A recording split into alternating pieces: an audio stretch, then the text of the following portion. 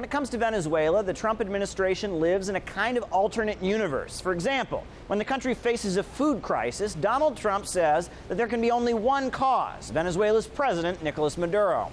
People are starving. Here's a case where a country was wealthy 15 years ago and very wealthy 20 years ago, very, very wealthy. When you look today, they don't have water, they don't have basic food, they have no medicine. It's incredible what's happened in Venezuela. No, we're watching Venezuela very closely. We don't like it. We don't like it. Not at all. He fails to mention that U.S. sanctions have been wreaking havoc on Venezuela for years, or that opposition groups have actually been caught torching food warehouses. In the narrative of the U.S. government, these things simply don't exist. Obstaculizar el acceso a los alimentos. Using the blockade of food, medicine, and weapons to politically coerce, depriving entire countries of their own means to sustain and develop themselves, are actions that are completely criminal.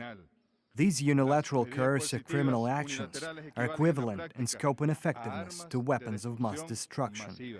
But it gets better. The Venezuelan embassy in Washington, D.C. has been reopened after diplomatic relations are cut off. You'll recall how the actual Venezuelan officials were ordered to leave the country. So with no diplomatic relations, what exactly is this new so-called embassy? Somebody was in there.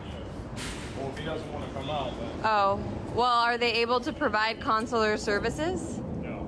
It's not an actual working embassy. Oh. They're like fixing things in there. Oh, okay, I see. Very interesting, because I hear that they're an embassy.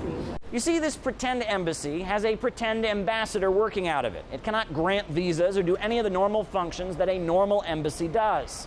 For one simple reason: no one would be allowed into Venezuela with those visas because the embassy doesn't represent the actual Venezuelan government. This pretend embassy is just a big facade, representing a president not elected by the Venezuelan people, but by American officials. Maduro's grip on tyranny will be smashed and broken.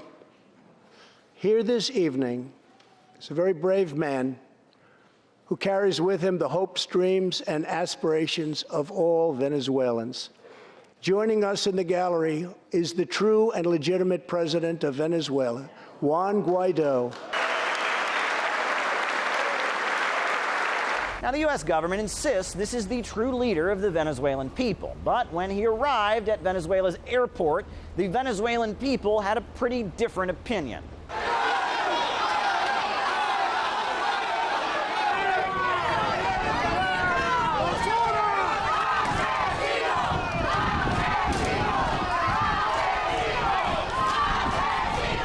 Back home, Juan Guaido is not popular. Polls show that roughly 10% of Venezuelans support him.